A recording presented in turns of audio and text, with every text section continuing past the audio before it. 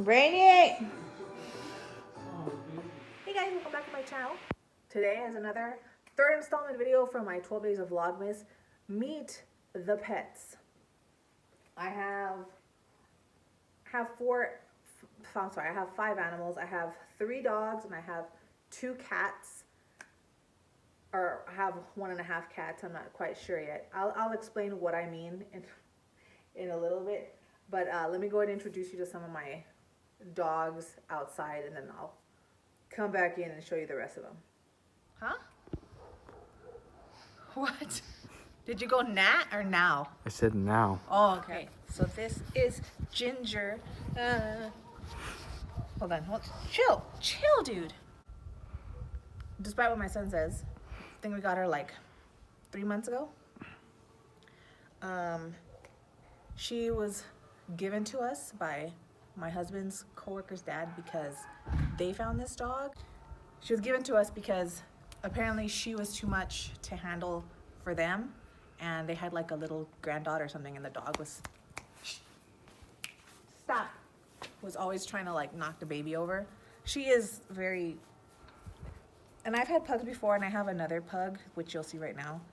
This one is just so full of energy. Like she's a lot of energy. But she's, all these, oh no. But you know what? She is not like our other dog, because our other pug eats its own poop, and I have not seen her do that yet. So she's on the right track so far. But she's just a baby, and she does baby things, and she thinks she's the queen. And she beats up our other dog. The bigger dog, which is running around. Yeah, I'm gonna put you down. Okay? Mom, can you show him the seat thing? No, I don't know if you can. She just... Hey, get back here! So this is Hannah. She's the oldest and most wisest of all my dogs. Hannah, no, don't do the blowing thing. Hannah's about like 10 years old. I got her when she was like 8 weeks. So she's been with us for like a really long time. And she is getting white and gray in her old age, and she's very grumpy now. She has been, I'll tell you guys some stories right now about my other animals, but she has been through all the animals that we've had that have gotten sick and passed away. I had another black pug puppy last year that got parvo. It's so prevalent in this area, which is why when we got this other little puppy, not this dog, but just sit down, Hannah. Let's talk about you, Hannah. Sit down. Sit. The other puppy you saw, we got her vaccinated as soon as she turned of age, and we didn't let her outside for anything. Barely to use the restroom. I mean, she'd go in the house, but because it's a terrible disease. But Hannah has been the one that has just she's seen things, you know what I mean? And she just hasn't ever gotten sick. And she's just like the coolest dog. Like, she doesn't do anything but sit. Huh, Hannah? No. No. Why don't you do that with She's just a beautiful little old lady, and we love her. So she is starting to do weird old lady stuff now, where before you would open the front door and she wouldn't bat an eye. But now we open the front door and she'll run out and she'll start running across the street. She just does senile stuff. Like, I have to put out a silver alert for her because she just starts running and chasing after people, which is completely it's out of character for her. It's un-Hannah to do that, to chase things and go investigate. So she is doing some strange stuff in her old age now. Let me introduce you to one of my cats. Well, this cat, I will say, is a guest in my home with the potential to be a pet. This is Trash, name pending. Okay, this is little Trash. Sometimes I'll call her Trash Cat. For good reason. Let me explain. Okay, so I had a cat like last year and a half, year maybe, um, that looked just like this cat, right? Her name was Ripley. All my cats, I'm trying to go by like an alien theme. So my other cat, which is a gray striped cat, her name's Vasquez. Uh, from the movie Alien, Vasquez, the woman, Vasquez. And then my other cat that looked like trash, that I'm about to tell you the story about how I acquired this cat, that cat's name was Ripley. So I had Vasquez and Ripley. So this past Easter, Ripley had gotten pregnant, um, and she had kittens. And then, like a month or two after she had kittens, this was like on Easter, she had her kittens. She went outside one day and she never came back. And I had put up, you know, like lost and found ads on Facebook and stuff like that. But pause that. But I could never find her. So she had had her kittens. I eventually got rid of all her kittens. I got her fixed, got her microchip, and then soon, not too long after that, like maybe a week after, I got her all ready to not have babies and all that stuff anymore. That's when she went missing, and that's when she just left or whatever. Um, so like a month ago or 2 months ago, there was an ad on like a Facebook yard sale page or lost pets or something, and it had a picture of this cat. And I said, "Whoa!" And it was kind of in my area where I live in town. And I go, and it wasn't a clear shot of the face. It was like from the side, from the top, and I was like, "Oh my God, that's my cat Ripley!" Like the coat pattern like on her of her fur, damn near looks. I mean, I was convinced. I was like, "This is my cat." So I met the lady.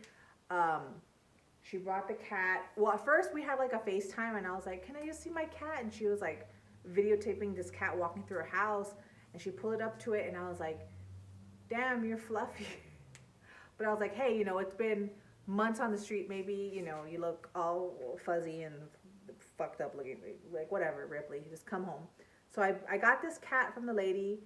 Um, and then I brought this cat inside, and then this was all at night, right? So like once I came inside and I started looking at this cat, I was like, "You are not my cat." Yeah, because my cat was really long and lean and thin, and she had a really long tail, like a monkey, and her face shape was like a teardrop, kind of like mine, like a teardrop shape. And this cat is much smaller, tail's shorter, and it has a round like skull shape. And it's got like something's wrong with its eye. It has like a, you can't tell here, but it has like not a lazy eye, but like something's wrong with one of the eyes, and it can't make noise. It'll go like it's gonna meow, and like no sound comes out. So like I'm not really sure what's up with this cat. Since she has been with us, you know, and I've been feeding it adequate food and not junk and giving it stuff, it has started to make like, but it's like super hoarse, like it's almost not there. You know what I mean? So I'm not really sure what happened to this cat. It must have belonged to somebody because it did come to us with a red collar, and the lady that found it said that that's how she found it, which is weird too because my missing cat had a red collar.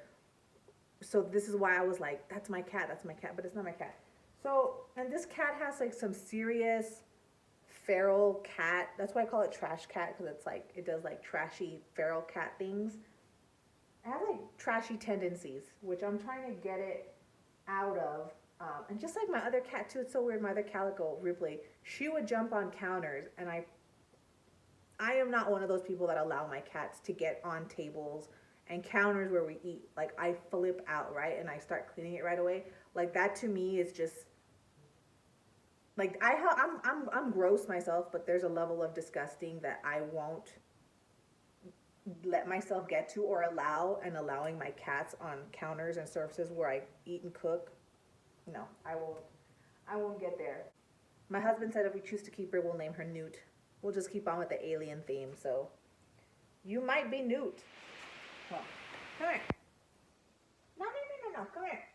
Because you're just a big baby. This is Rainy. Say hello, Rainy. I know. All my dogs have separation anxiety.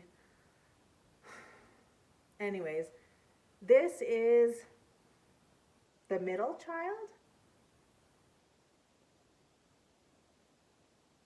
Yeah, she's about a year old. Let me,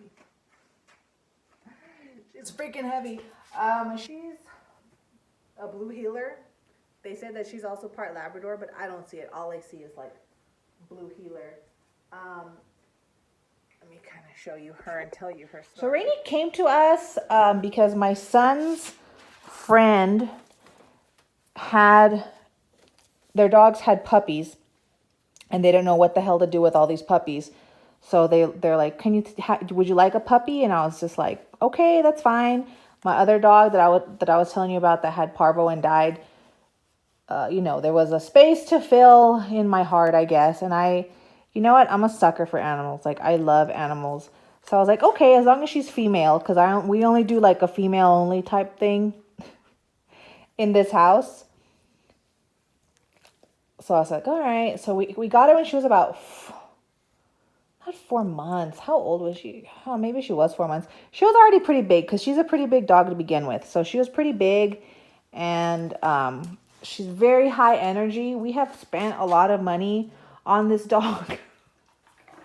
Also, 2 weeks into getting this dog, before we were able to get her shots, she got parvo, almost died. We took her to the doctor, and from my previous dog who got parvo, I could tell the symptoms right away. Although my other dog, when she would poop, it smelled like iron. I couldn't smell that from this dog, but I could tell from like her lethargic demeanor and just the way she looked. I was like, I think she has parvo. So we took her. She did have parvo. She spent 2 nights in the hospital.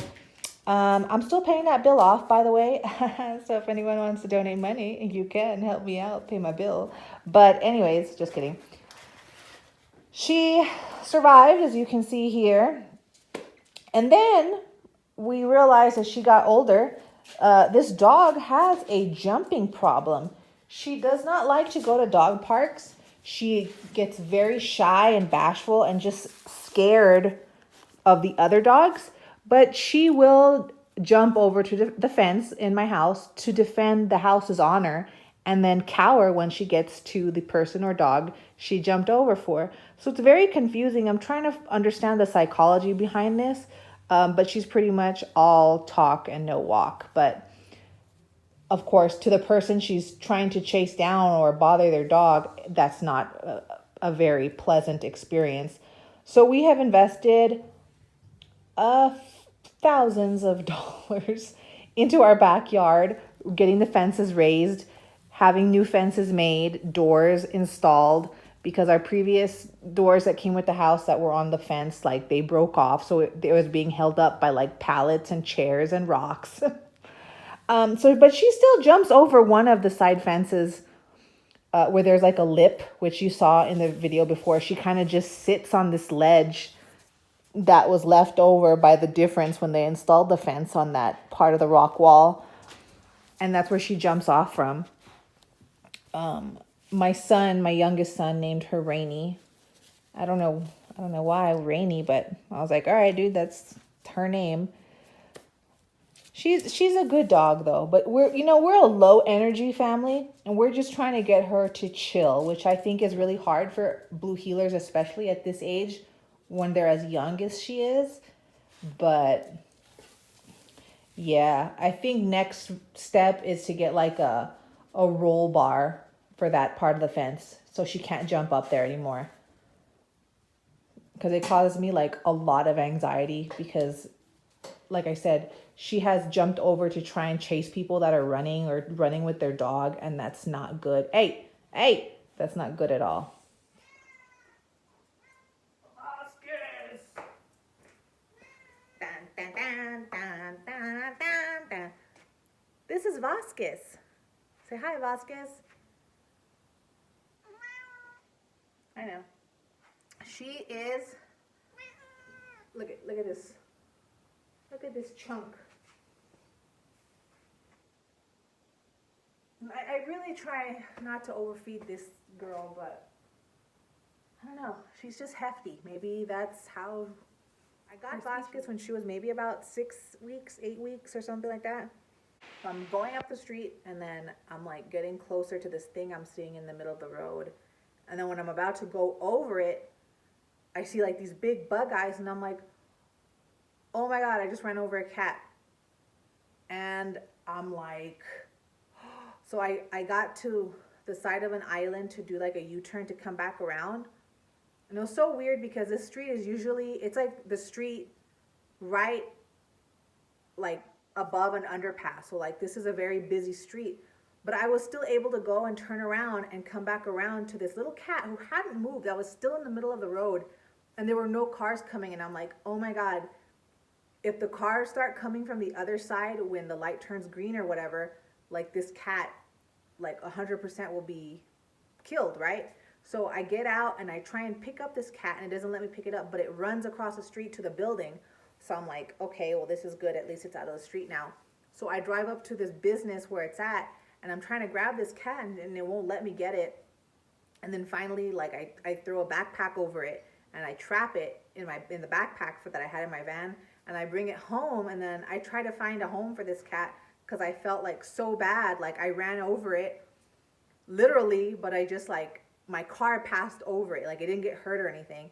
But I felt so bad because I was like, I don't know what's going to happen to this cat and all this stuff. So anyways, couldn't find a home for it. Just ended up keeping this cat. As usual, when I bring strays home, my husband at first wants me to get rid of them. And then after like a while, he's like, oh, let's keep it. So that's how I ended up with this cat. So that's